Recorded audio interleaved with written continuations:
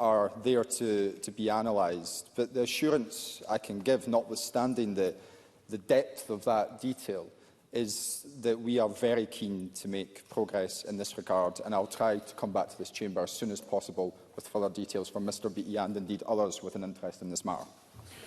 Supplementary, Miles Briggs. Thank you, Presiding Officer. And it is incredibly frustrating what the Cabinet Secretary has had to say. I raised this before Parliament went into election. The former Transport Secretary said she was angry and frustrated that we did not see the opportunity for a decision to be taken. Now, for 10 years, I've been asking different Transport Secretaries to get on and take a decision. What timetable can we expect to see for the Transport Secretary to come back to Parliament before summer recess would be ideally? Cabinet Secretary. I would reiterate the points that I've already made, and I understand the frustration that Mr Briggs puts forward. I would just re-emphasise to him that there were 2,770 objections and over 1,200 pieces of evidence given to the public local inquiry. It is important that due process is followed. I'm sure he would agree with me in that regard, but I share his frustration and that of those who want to see progress made, and I commit to him that we will come back to this chamber as soon as possible to give further detail. Catherine Sangster. To ask the Scottish Government what actions are being taken to address wildfire risks and to ensure appropriate resource... Excuse me, it was a supplementary to the question that was asked by Colin Beattie. Please resume your seat. Move to the next question. Emma Roddick. To ask the Scottish Government what assessment it will undertake of any impact of its planned public sector reform on employment in Inverness and Nairn. Cabinet Secretary Ivan McKee. The Scottish Government will consider the impacts of public service reform across communities, including on employment, as we implement the public service reform strategy. The strategy recognises that improving delivery will involve workforce changes, and impact assessments, including an equality impact assessment, will be undertaken as proposals are developed. We will work closely with partners, including staff and trade unions, to support redeployment, reskilling and transition where necessary, while empowering staff who know their roles and service users best to improve and better integrate services. We will continue to engage with partners, including in Inverness and Nairn, as this work progresses. Emma Roddick. I thank the Cabinet Secretary for that answer, but he'll appreciate there is great concern amongst employees of government and arm's-length organisations in the Highlands who often do incredibly valuable work ensuring that national policies and decisions work for us. Many comments that were made during and after the election campaign by various parties regarding the size of the current workforce and budgets. So will any public service reform keep in mind that Highlands and Islands Enterprise, the Land Commission, many other organisations headquartered in the Highlands add real value to our policy landscape and protect local jobs in Inverness and Nairn? Cabinet Secretary. We are committed to providing effective and efficient public services across the country, and this includes the Scottish Government's objective to support economic activity and employment across all regions, including rural and island areas. And as our public service landscape changes, we will work with all parties, including public bodies, service users and trade unions, to ensure a smooth transition. This will include, of course, organisations in the Highlands, Islands and across the rest of the country. Helen McDade. Thank you, Presiding Officer. To ask the Scottish Government what role it has in response to the incident of subsidence in Coles Norton, near Kirkcaldy, in which 30 houses have been evacuated, as was then. It's now in 97. Thank you. Cabinet Secretary Neil Gray. Thank you, Presiding Officer. I welcome and congratulate you on your new role. The safety of residents is my first priority in that regard.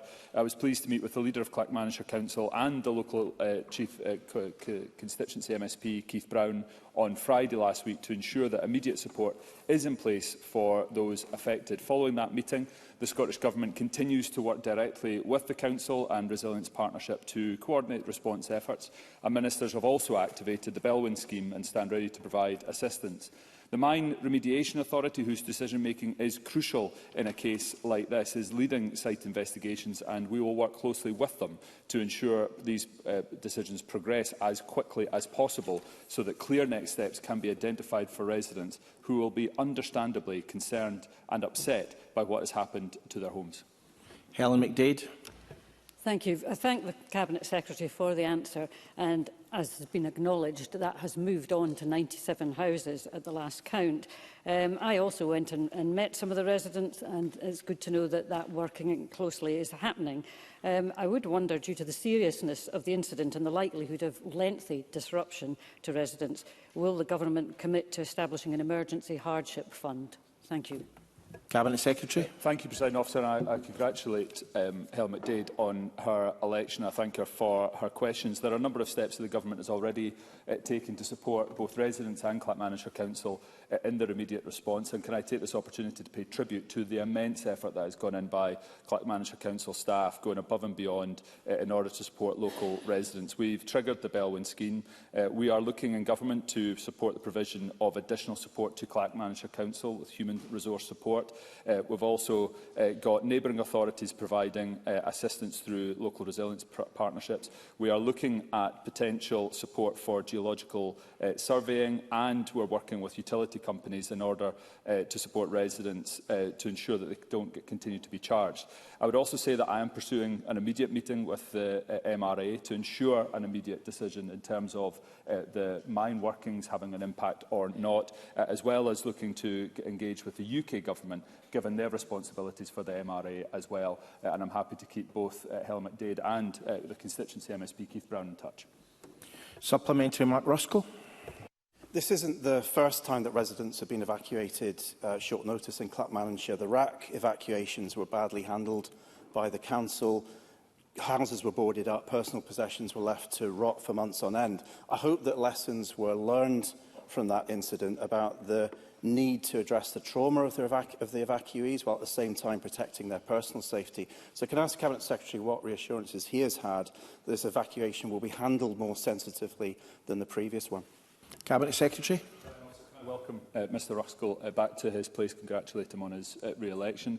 I hear that. That's part of what was discussed with the leader of Clackmannanshire Council and Keith Brown on Friday. I am confident that the local authority is doing all it can to provide that type of support. The greatest uncertainty facing residents, facing Clackmannanshire Council, is the decision-making around the Mining Remediation Authority, which will be critical in terms of the decisions going forward for insurers, for residents, for the Council and indeed for this Government. Responsibility for the MRA rests with the UK Government, which is why I'm pursuing an urgent meeting both with the MRA and asking the UK Government to ensure that the fastest possible decision-making is taken in this case so that residents are able to get a clearer picture as to the situation. Jamie Langan. Thank you, Presiding Officer. Can I ask the Scottish Government if it believes in a market economy and the role of the price mechanism within the economy? Minister Tom Arthur. The Scottish Government supports a fair economy and recognises that already not all goods and services within the economy operate under an unregulated free market price basis. Prices are often regulated to affect wider externalities such as societal or environmental harms, or to ensure a fair market price for those industries or sectors with natural monopolies. Scotland faces a cost of living crisis disproportionately affecting vulnerable households and placing pressures on public services. Rising energy, food and housing costs have made it harder for people to maintain a reasonable standard of living. As a result, the Scottish Government is clear it will take action where necessary to help protect people and support those most impacted by the cost of living. Jamie Langan. Can I thank the Cabinet Secretary for his response? However, in light of the Government's conversion of price controls, can he confirm if my constituents in South Scotland, who work day in and day out to put food on our plates, will be allowed to keep the full value of their produce, or they have to settle for an arbitrary sum decided by the Government? Alas, you're only a minister. Tom.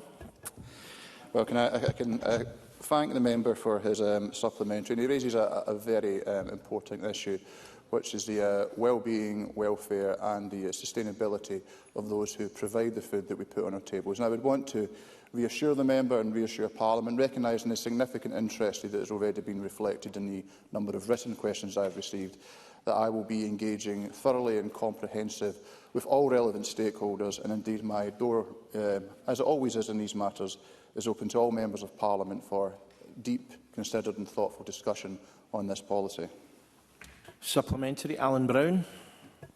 Thank you, Presiding Officer. Pre-election, the First Minister had a fantastic visit to see the farm operated by Cammy Wilson of the Sheep Game. Now, Cammy was also explaining eggs are an important strand of his farming business. So, similar to the previous question, just looking for assurance that while we tackle the cost of living, get affordable food in the supermarkets, farmers like Cammy will still receive a fair price for the produce he produces and won't be squeezed by the supermarkets. Minister. Well, can I thank Mr Brown for his question and again reiterating this important issue. I would just want to again be very clear that I want to ensure that we work constructively with all relevant stakeholders, recognising the nature of this policy and the importance of ensuring that we are able to achieve an effective implementation which realises the policy aims, which is about ensuring that the weekly shop is affordable. And I think that is something we would all agree on in the Chamber. And so to that end, I would welcome the constructive engagement of members to ensure that that policy outcome is what we can collectively achieve. Paul McLennan. Thank you, Presiding Officer. Does the Minister share my view that Government has a responsibility to ease the burden on households during a cost-of-living crisis? This includes targeted interventions when a broken Brexit economy places essential goods out of the reach of Scottish households, struggling under decades of Westminster austerity. Minister.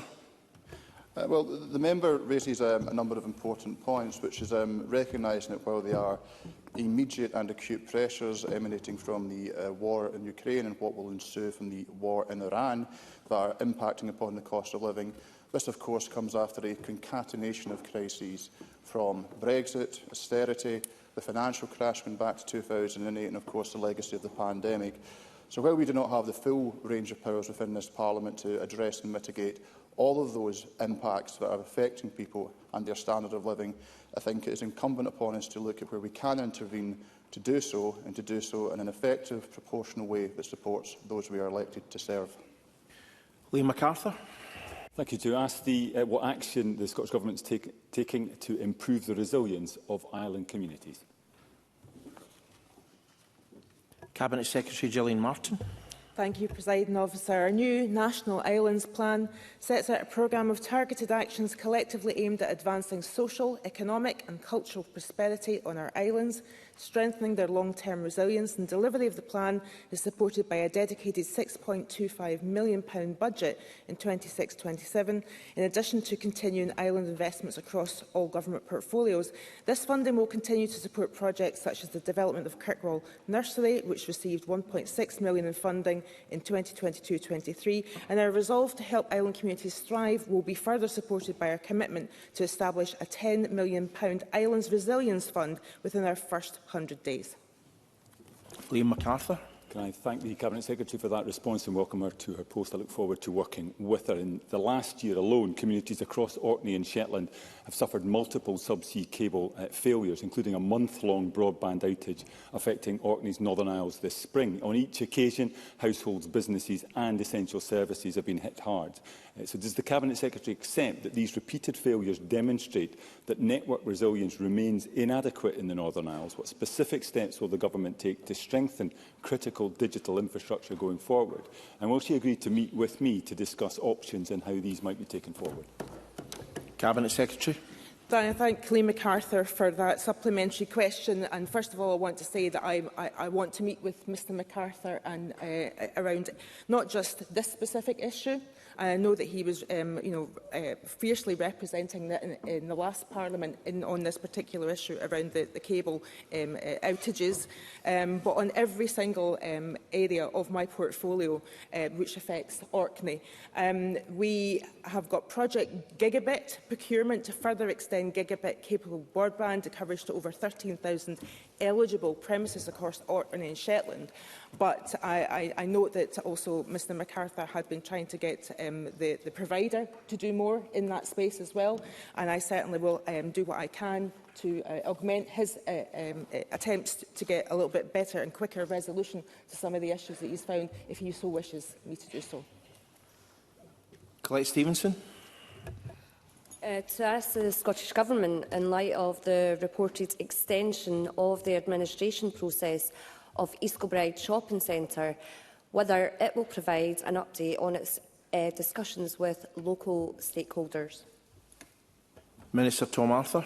Presiding Officer, the East Kilbride Shopping Centre is an important economic asset that serves its local community through its wide range of shops, restaurants, offices, hotels and leisure facilities. My officials have spoken with the administrators, Interpath Advisory, who are working closely with key stakeholders, including South Lanarkshire House Council, to realise the site's master plan and secure the best outcome for East Kilbride. I will remain updated on the situation as it progresses. Colette Stevenson. I thank the Minister for that response. The impacts of this news on East Kilbride Master Plan and indeed the local economy of the town is worrying for many of my constituents. Can the Minister outline how the Scottish Government is working to support the retail economy, particularly in towns like East Kilbride, where there is a shopping centre rather than a high street, but also culture and affordable housing supply, given the links of these areas within the development plans? Minister. Well, could I thank Colette Stevenson for her supplementary and recognising her long-standing advocacy on behalf of her constituents in regard to this issue, and to reassure that the Scottish Government is committed to supporting the retail industry and will continue to engage directly with the sector to monitor the evolving impacts of the ongoing cost crisis, and we will continue to work with the strategic housing leads within South Lanarkshire Council to deliver on their priorities going forward.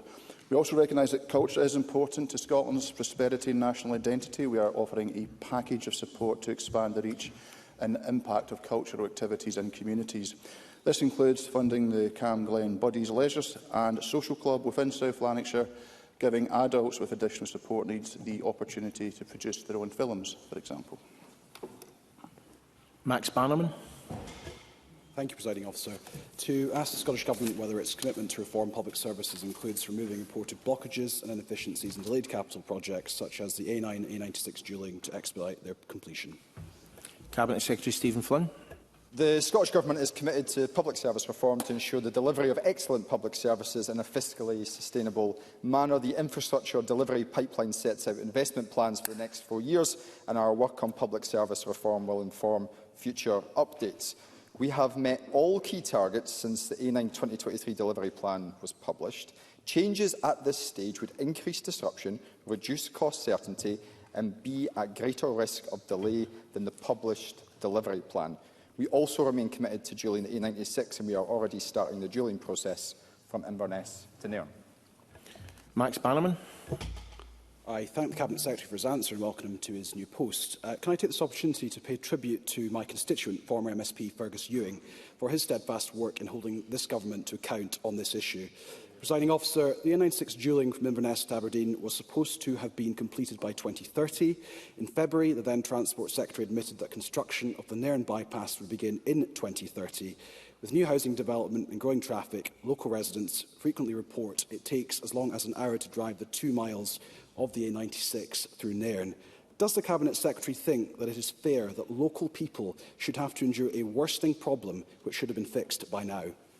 Cabinet Secretary. Thank you, Presiding Officer. I'm very familiar with the A96, given my own local geography, but I have to admire the brass neck of Max Bannerman to come to this chamber to lambast this Government on delivery of the A9 and A96. When I read the Reform UK manifesto, and there was not one mention, a single mention of either of those projects. Perhaps that's why he came third in his constituency contest, less than half the votes of the Scottish National Party, because we are committed to both those projects. He can sit this one out, we'll get on and deliver.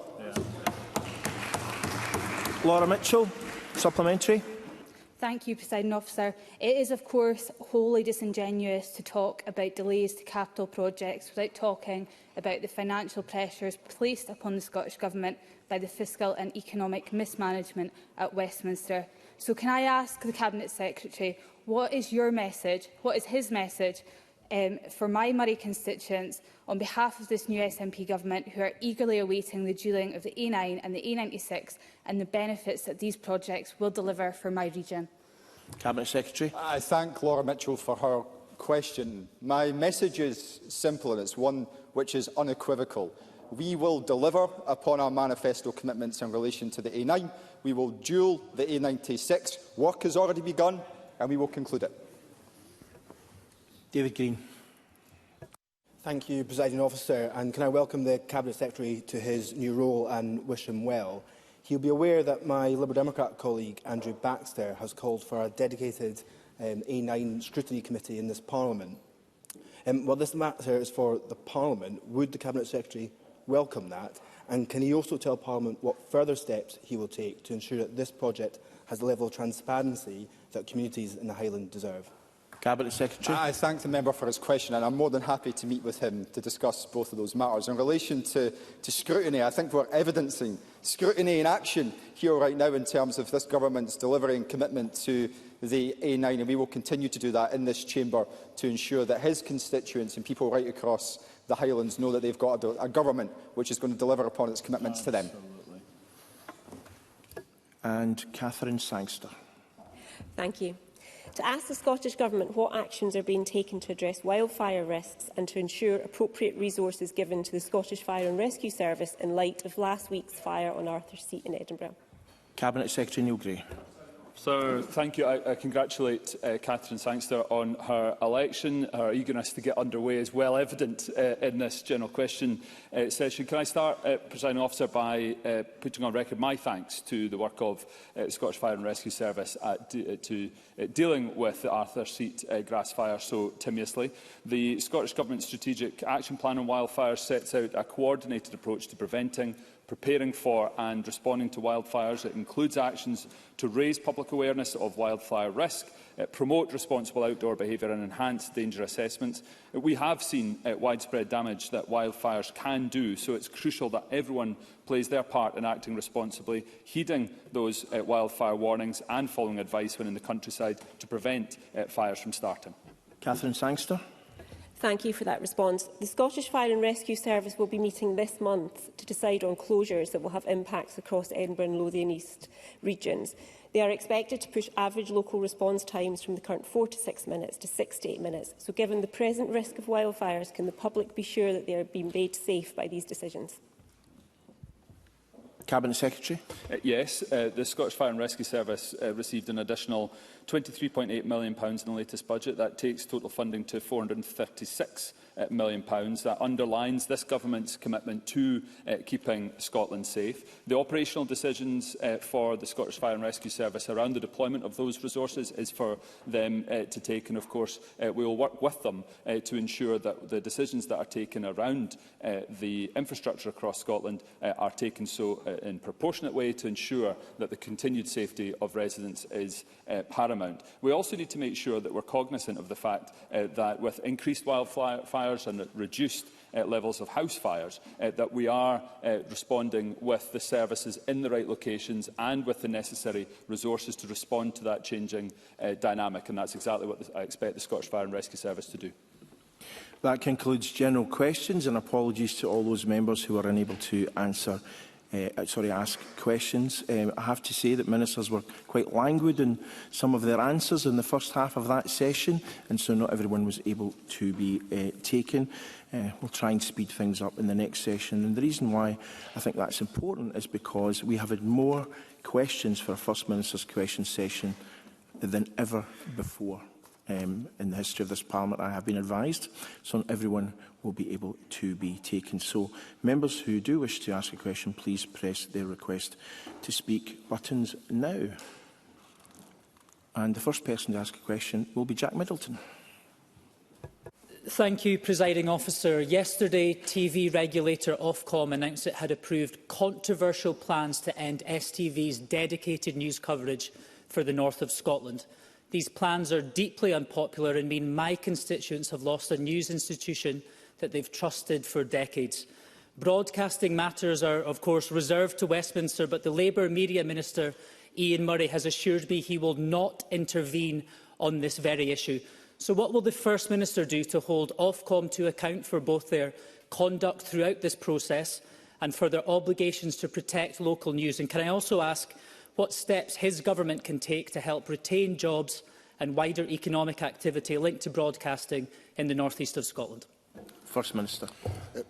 I agree entirely with the concerns that have been expressed by Mr Middleton on behalf of his constituents, and I expressed in Parliament before the election the deep unease I felt about the diminution of the STV North News production capability and broadcast because of the importance of reflecting broadcast interests across the whole of Scotland.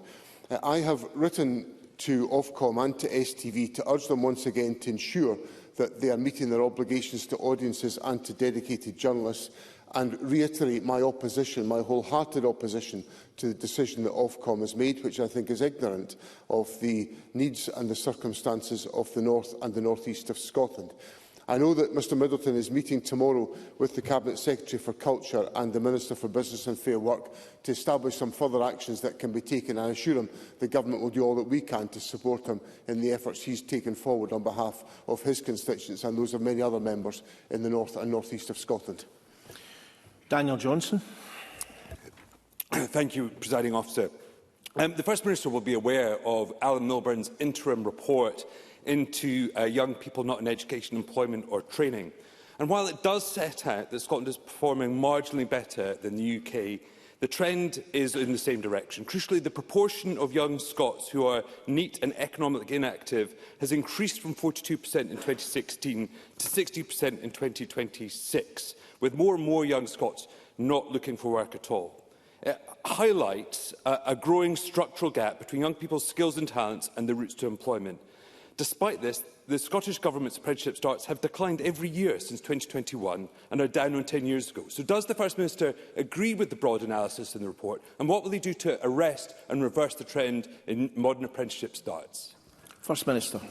I think there's a lot to, although Alan Milburn's report was focused on services in England, I recognise that there are lessons to be drawn from the conclusions that he has set out, and ensuring the maximum participation of young people in the labour market is obviously a priority of the Scottish Government. In terms of positive destinations from schools, which is an important measure that the Government assesses our performance in this respect, 95.7% of school leavers were in a positive destination 3 months after leaving school in 2024-25, which I think is an encouraging indicator of the pathways that are in place for young people. However, we must be very focused in supporting schools, in supporting young people in taking forward those positive pathways. The Government has a commitment to delivering 150,000 modern apprenticeships during this parliamentary term. We will pursue that approach. And obviously, if there's areas of common ground that we can work with Mr Johnson on, I know his long-standing interest in these questions, we are very happy to do so, because I want to see the maximum level of economic participation, because across a range of different sectors we face challenges in the availability of employees to contribute to our economy, and young people have a vital contribution to make. Hugh Manivannan. Thank you, Presiding Officer.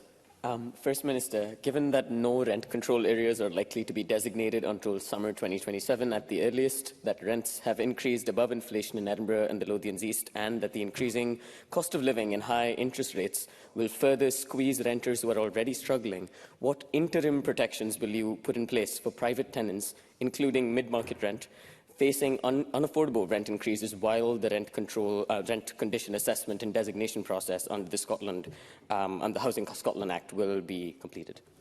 First Minister. This is an important issue, and of course in the legislation that we passed in Parliament before the election, we put in place exactly those rent control arrangements, which I think are an important part of the safeguards that Hugh Manivannan is searching for on behalf of constituents. So I believe that framework is appropriate. Obviously, the Government will continue to assess through the other housing support that we make available, the assistance that can be available. And in the election campaign, I advanced the argument that renters who are in a situation where the properties that they occupy are being put on the market, that they will have the first right of opportunity to purchase at a sustainable market rent. So the Government has put in place the legislative arrangements to ensure that the objectives that have been sought can be fulfilled, and obviously we will take, as part of the Government's wider programme, measures to support individuals who are facing cost of living challenges, recognising the significance of that issue to individuals today. Liam MacArthur. Thank you. Logany have announced plans to cut services between Inverness and Orkney, Shetland and the Western Isles. They cite a lack of support from the government-owned Highlands and Islands Airports Limited for the cuts, which could get even worse if further reassurances aren't provided in the coming days. These are lifeline routes for all 3 communities, and cuts will affect all those who rely on the services, including many hospital patients, potentially pushing up costs for NHS boards. So will the First Minister now instruct Hyle to reach an agreement with Loganair that protects lifeline air services to and from Orkney, Shetland and the Western Isles as a matter of urgency? First Minister. I want Hans Airport Limited and Loganair to work collaboratively to ensure that these services can be sustained. I recognise the importance of these services, particularly for some of the issues in connection to access to healthcare services, and the Cabinet Secretary for Transport will make sure that there is appropriate dialogue taking place between Loganair and Hyle to ensure that everything that can be done to safeguard these services is in fact put in place. Stephen Bonner. Thank you, Presiding Officer. My constituent, Mark Somerville, was diagnosed with motor neuron disease in 2023, a rapidly progressive and cruel illness, which for Mark and so many others means they simply do not have time to wait for slow-moving systems and delayed decisions. Our manifesto made welcome commitments on MND, but progress in terms of specialist care and support for clinical research demands meaningful focus as soon as possible. So can the First Minister outline what he will do to ensure progress is made, and will he meet with the Mark Somerville Foundation and hear directly about the challenges being faced and the promising work the Foundation is already undertaking to support those living with motor neuron disease? First Minister. I'd be very happy to meet with the Mark Somerville Foundation, and the Health Secretary will also take a keen interest in this issue, so I welcome very much the points that have been raised by Stephen Bonner.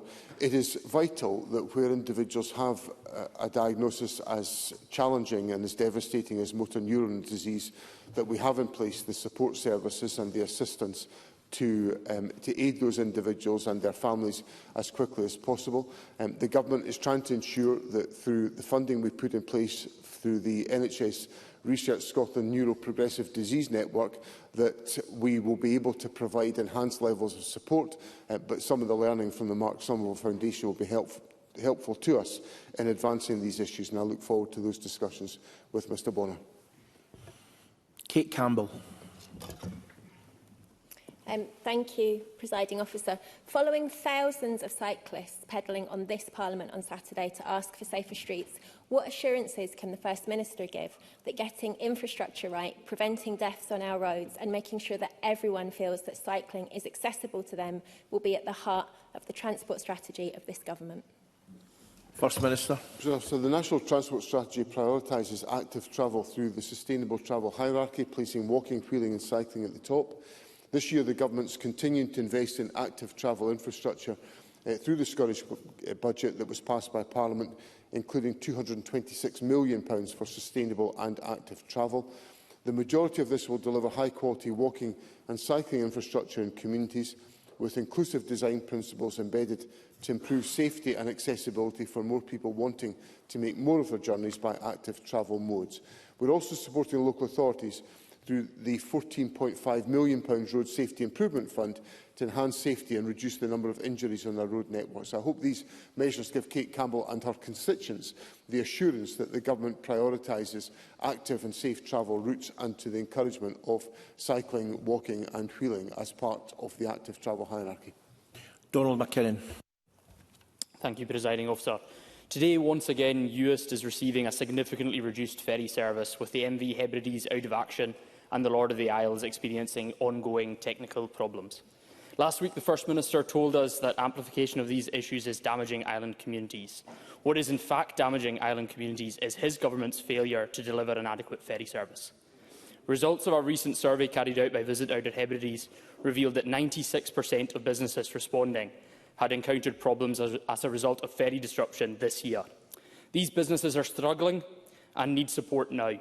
Will the First Minister tell me when the Island Business Resilience Fund will open and whether he will consider widening access to all affected island businesses? First Minister.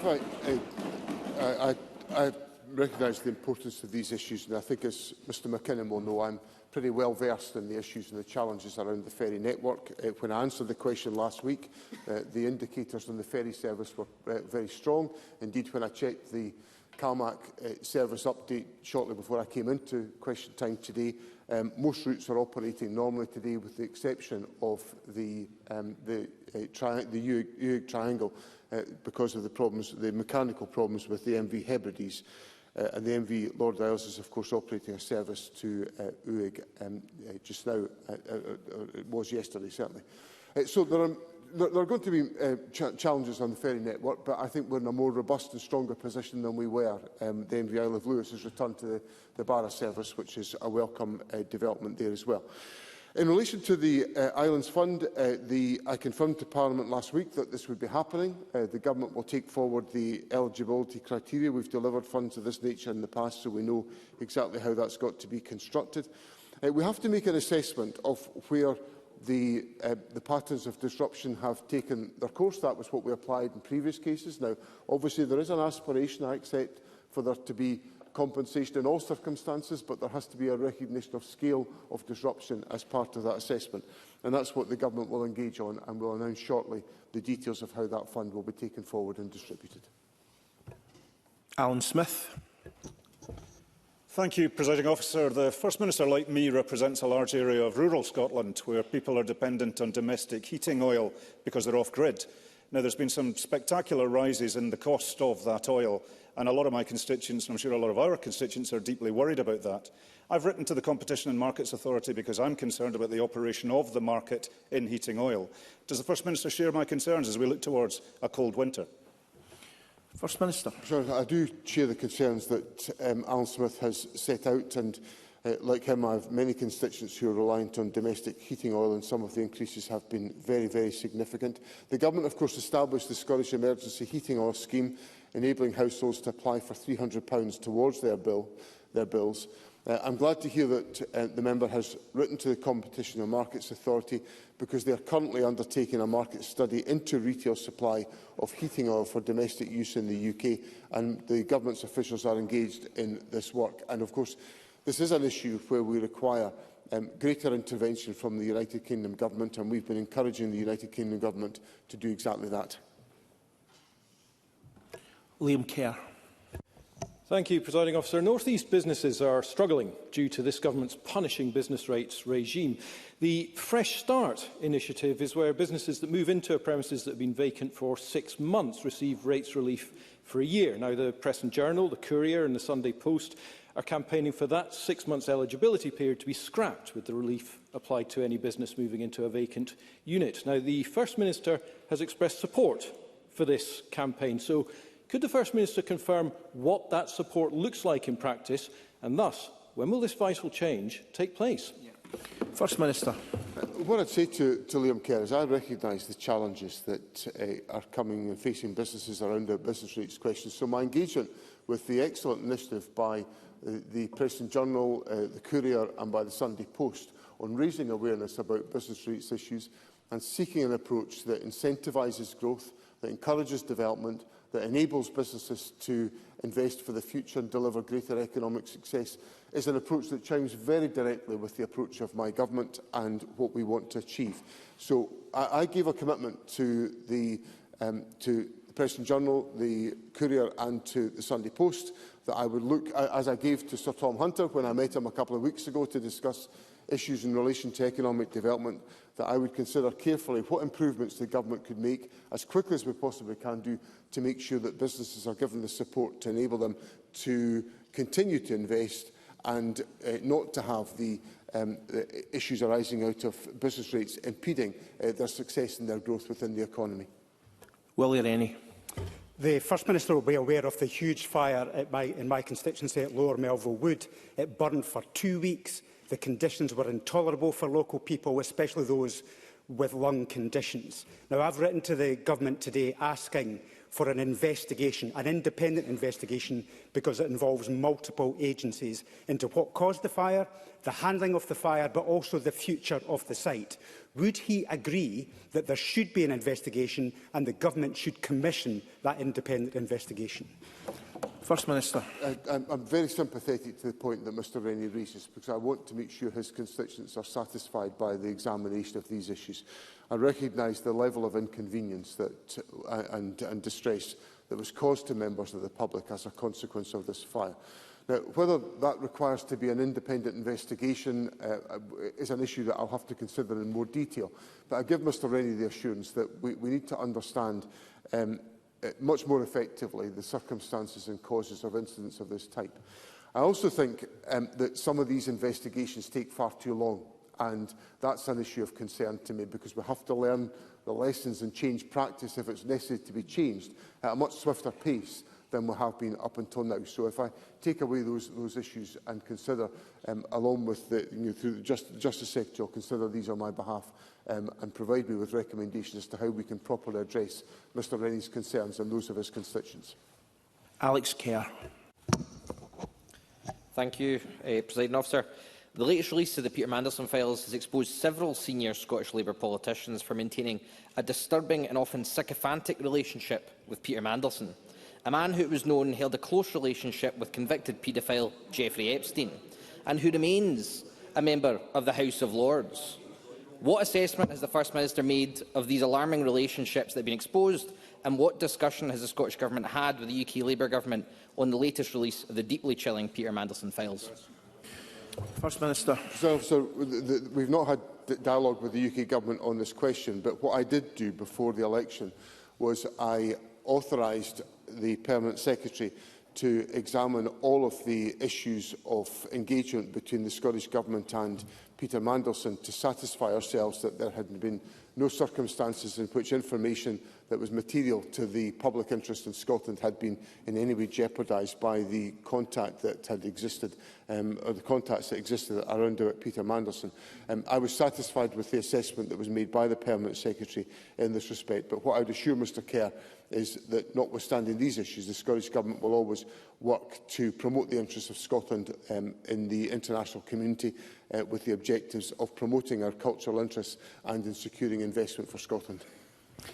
Angela Ross. Thank you, Presiding Officer. First Minister. Parking meters came into force in North Berwick yesterday in my region, and local people are worried about what this will mean for the High Street and the local community, and also their livelihoods. The High Street literally went from a bustling hub on Sunday to quite an empty and desolate place on a Monday. It seems the state runs out of money and then it heads straight for the pockets of hard-working people. Does the First Minister accept that current funding framework is driving councils into difficult choices to make up shortfalls, and reform of funding should occur sooner rather than later? First Minister.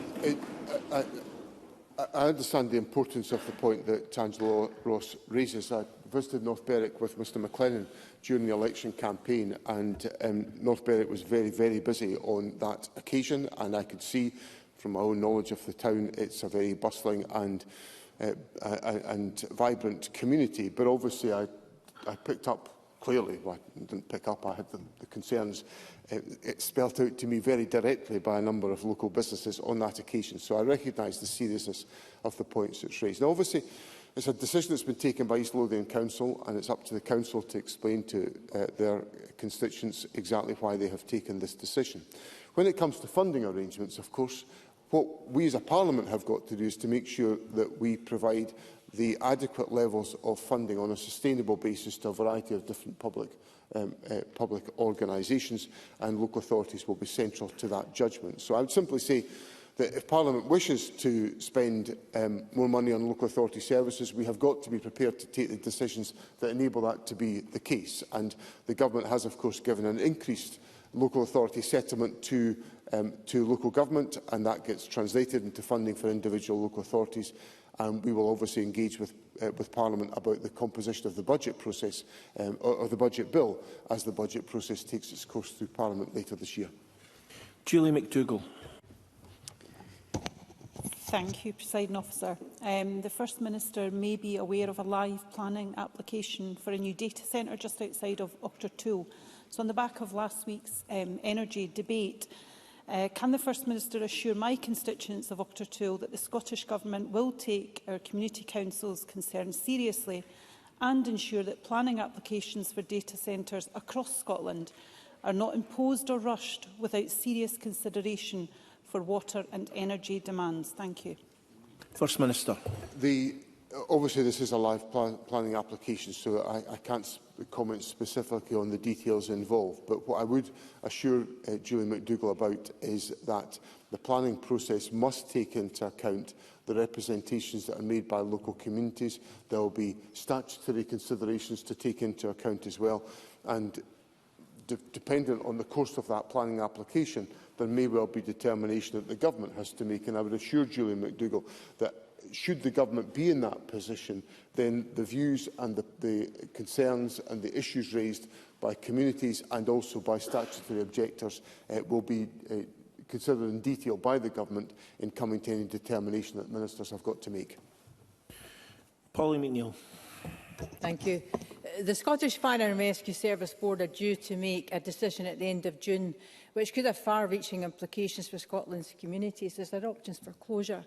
The Union Street fire in Glasgow, which we've discussed before, is a stark reminder of why the City of Glasgow needs a well-resourced fire service to save lives and protect businesses, but with a need for appropriate high-reach appliances.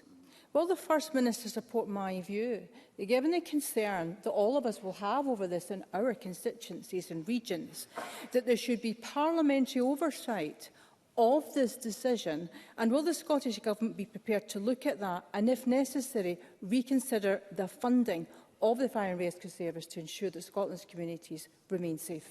First Minister. The issues that are connected with the review undertaken by the Scottish Fire and Rescue Service relate to an assessment of current fire risk as it applies in Scotland at the present moment.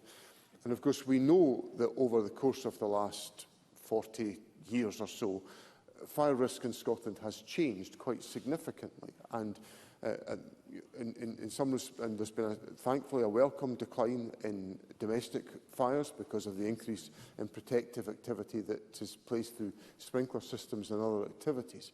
We've also seen a change in the deployment of the Fire and Rescue Service because of the implications of climate change. There was just a question just a moment ago from Catherine Sangster about the fire on Arthur's Seat, which is a very local example of the changing nature of fire risk that is having to be dealt with.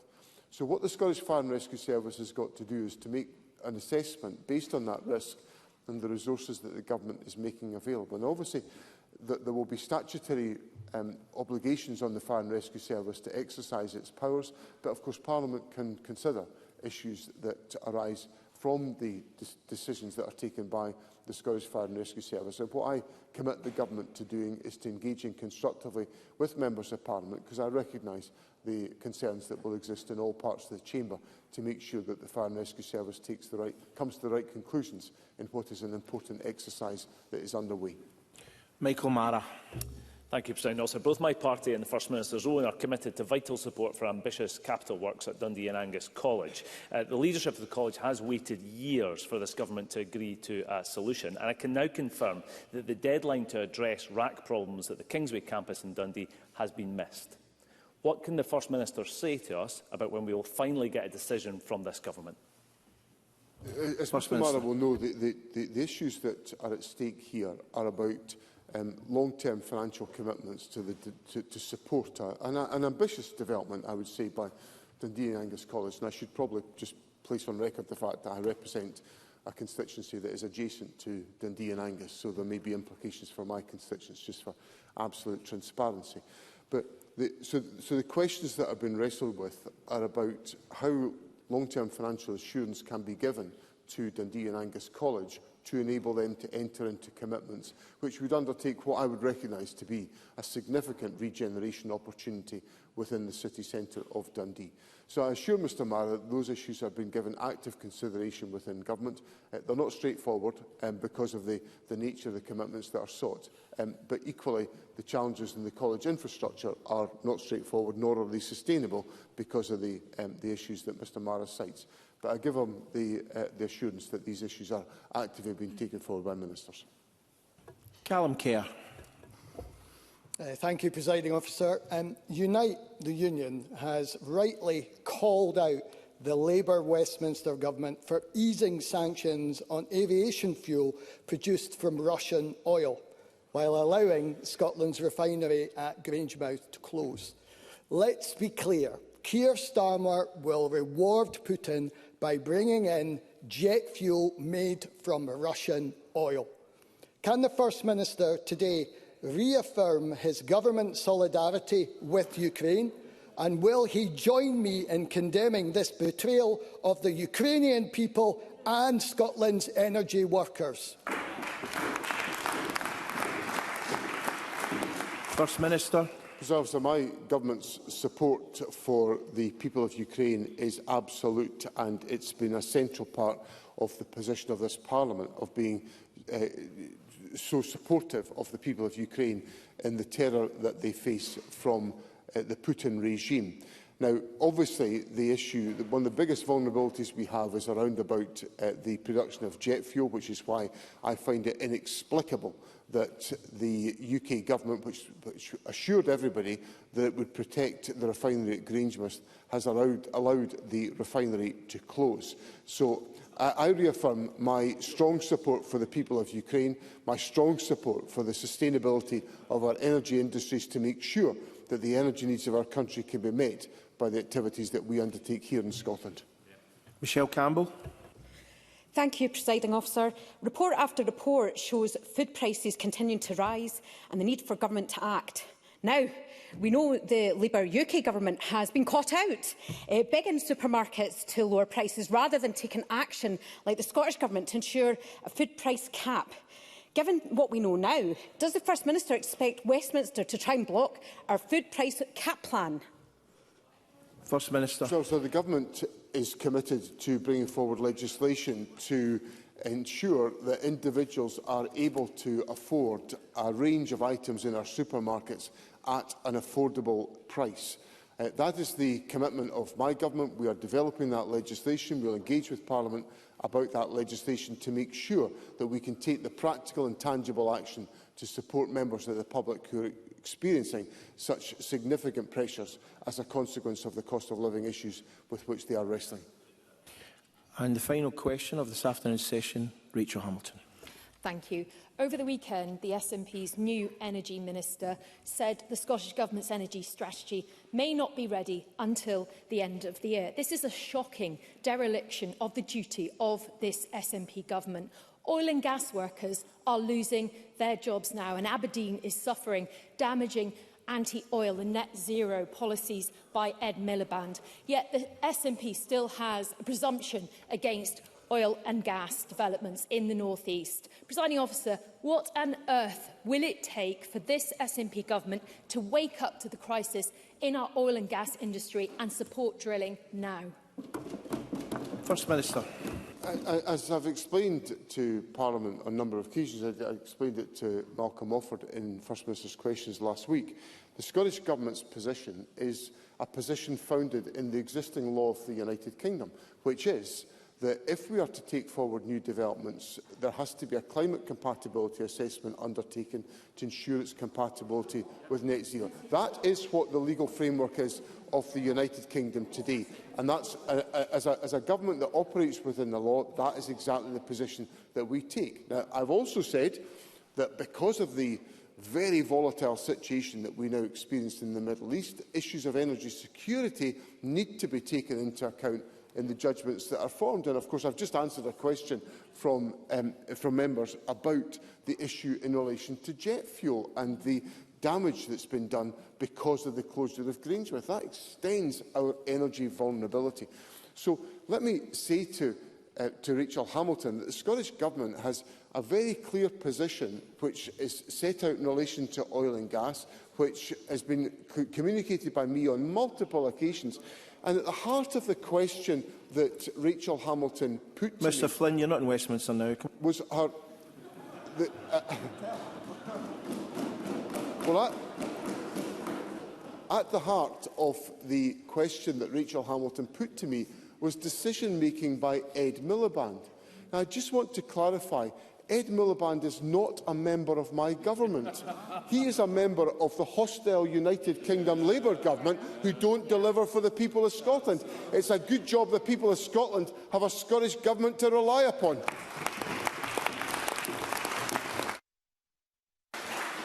That concludes First Minister's questions. I apologise to the huge number of backbenchers who we couldn't call. There's always next week. The next item of business is a statement by Mary McCallan on phone-free classrooms. The Cabinet Secretary will take questions at the end of her statement, and there should be no interventions or interruptions. I'll leave a 1-minute break for everyone to reassemble and take their seats.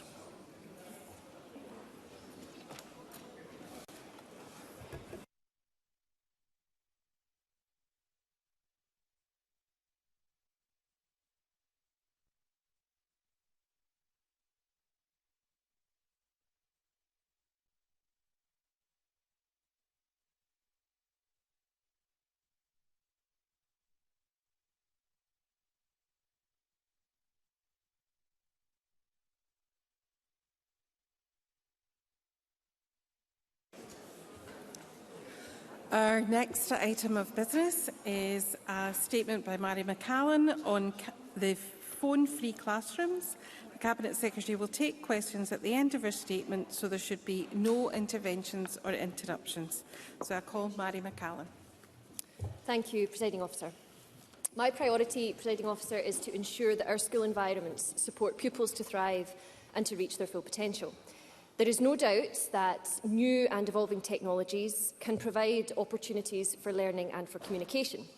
However, they also bring the risk of a spectrum of harm. We need to recognise the negative impact of mobile phones and screen time and, frankly, protect our children and young people from that. That is why now is the time for phone-free learning environments. Presiding Officer, I'm pleased that there is cross-party consensus on this issue and that we can work together on it. We owe it to our pupils and to our teachers to do so and to create an environment which is conducive to learning and to teaching. This government has already been clear that any school or education authority that wishes to introduce restrictions on mobile phones in their classrooms or across the school estate has Minister's full support.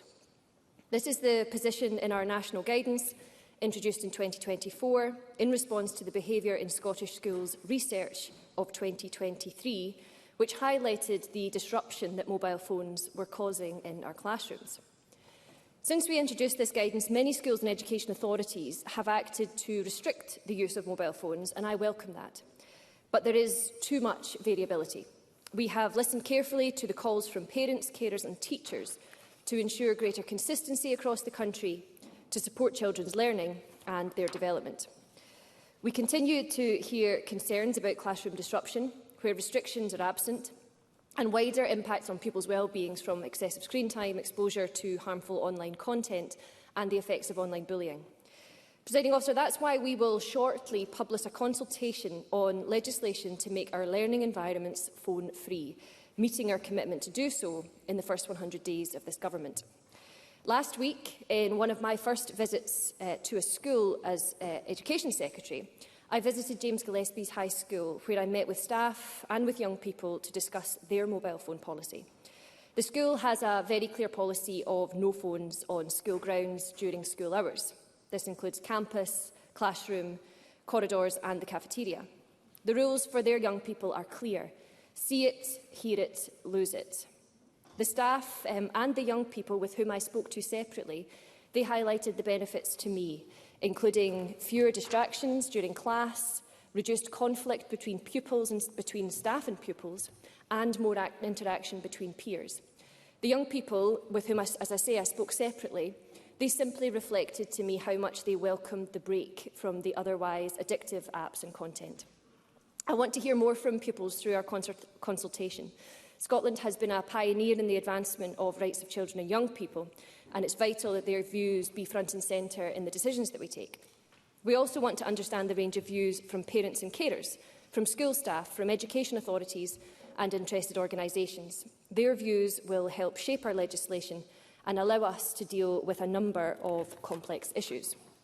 For example, As our current guidance makes clear, there will be occasions where exemptions are required, such as where young people use their phones to monitor medical conditions, or for young carers who need to maintain contact with home. Schools who have already implemented phone-free policies per our guidance are already managing this well. We will fully explore and understand all of these issues to inform sensible legislation. And legislation is the only way we can mandate learning environments to be phone-free. But until then, existing guidance allows all schools to introduce this policy now. Therefore, Presiding Officer, to signal our intent that schools should move to introduce restrictions whilst we prepare legislation, we are working with education authorities to refresh our current guidance to support and encourage more schools to introduce restrictions ahead of a law change. And again, we are working with the Scottish Advisory Group on relationships and behaviours in schools, meaning the updated guidance will be informed by the views of organisations including COSLA, the Association of Directors of Education, the main teaching unions and parents and carers, representatives, as well, crucially, as the views of young people. The guidance will set out expectations on key areas, including engagement with the whole school community, pupils, staff and families, which is required to build support for policies. I'm very pleased to inform the Chamber that this updated guidance will be published by the end of this month to support schools to consider their approach from the beginning of the next term.